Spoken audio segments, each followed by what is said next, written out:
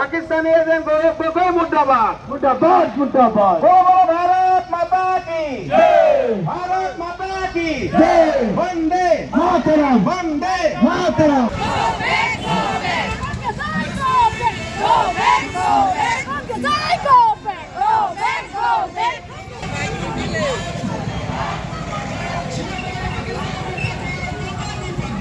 प्रदेश कांग्रेसर सभापति गौरव गगৈ देवर जी पाकिस्तान प्रीति সেই পাকিস্তানৰ লগত যি গোপন এজেন্ডা আমাৰ ভাৰতবৰ্ষখনক ধ্বংস কৰাৰ যি গোপন প্ৰক্ৰিয়াত তেখেত জড়িত হৈছে তাৰ প্ৰতিক্ৰিয়া স্বৰূপে আমি শিৱসাগৰ জনতা আজি শীতলভাৱে ওলাই আহিছোঁ। তাৰ প্ৰতিবাদকল্পে আমি ভাৰতীয় জনতা পাৰ্টিও শিৱসাগৰ জনতাৰ লগত একত্ৰিত হৈ আজি প্ৰতিবাদী কাৰ্যসূচী এই ঐতিহাসিক শিৱসাগৰ জিলাৰ শিৱদৌলৰ প্ৰাংগণৰ পৰা আমি শিৱসাগৰ নগৰত प्रतिबादी कार्यसूची रूपायन करिम और शिवसागर जनताक এইদৰে স্বতঃস্ফূৰ্তভাৱে अन्यायर विरुद्धे देशर सुरक्षार विषय जो जड़ित हो आछे এই অতি গুৰুত্বপূৰ্ণ বিষয়ত সহানুভূতি দেখুৱাই সন্মতি প্ৰকাশ কৰি যি प्रतिबादी कार्यसूचीত অংশগ্ৰহণ কৰিবলৈ ওলাই আহিছে আমি শিৱসাগৰ জনতাক ধন্যবাদ জনাইছো কৃতজ্ঞতা জনাইছো।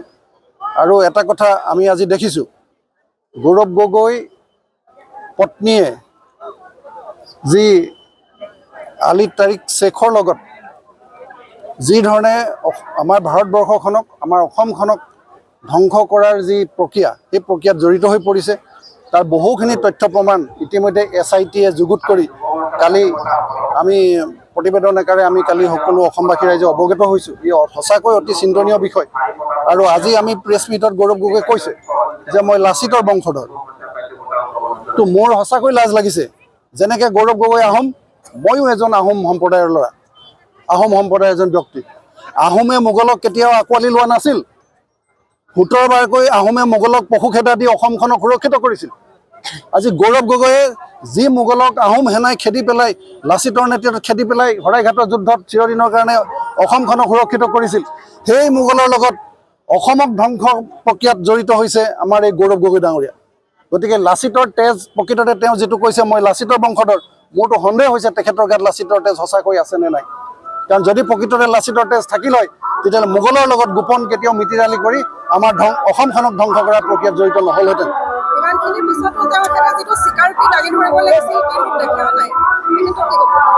আমি দেখিছোঁ যিবোৰ প্ৰশ্ন উত্থাপন হৈছে সেই প্ৰশ্নবিলাকৰ সঠিক উত্তৰ তেখেতে নিদি চালে বেৰে কোবোৱা কথাবিলাক তেখেতে প্ৰত্যুত্তৰ হিচাপে দিছে। সেই চালে বেৰে কোবোৱা কথাত অসমবাসী কেতিয়াও প্ৰতিপন্ন নহয় প্ৰতিয়ন নাযায়। সঠিক তথ্য আমাক যোগান ধৰিব লাগিব প্ৰকৃত সত্য কি আমাক জনাব লাগিব কাৰণ দেশৰ সুৰক্ষাৰ প্ৰশ্ন ইয়াত জড়িত হৈ আছে। আমি অসমীয়া হিচাপে আমাৰ প্ৰত্যেকজন অসমীয়া সুৰক্ষাৰ প্ৰশ্ন ইয়াত জড়িত হৈ আছে। নিজকে মুখ্যমন্ত্ৰী প্ৰাৰ্থী হিচাপে প্ৰক্ষেপ কৰে আৰু মুখ্যমন্ত্ৰী হয় কি আমাৰ অসমখনক ধ্বংস কৰা আৰু প্ৰক্ৰিয়াত তেখেতে সহযোগিতা কৰিব। গোপন তথ্য কি পাকিস্তানক তেখেতে ইয়াৰ পৰা প্ৰেৰণ কৰিব কাৰণ তেখেতে যেতিয়া পাকিস্তান ভ্ৰমণ কৰিছিল তাত নিশ্চিতভাৱে তেখেতলোকে ফটো ভিডিঅ' চাগে বনাই থৈছে।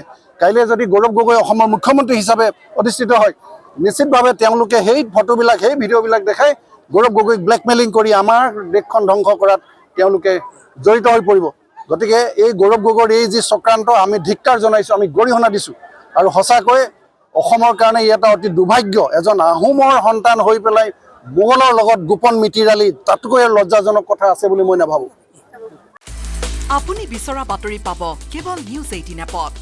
নিউজ 18 এপ ডাউনলোড কৰিবলৈ স্কেন কৰক এই QR কোড। গুগল প্লে ষ্টৰতো পাব এই নিউজ 18 এপ।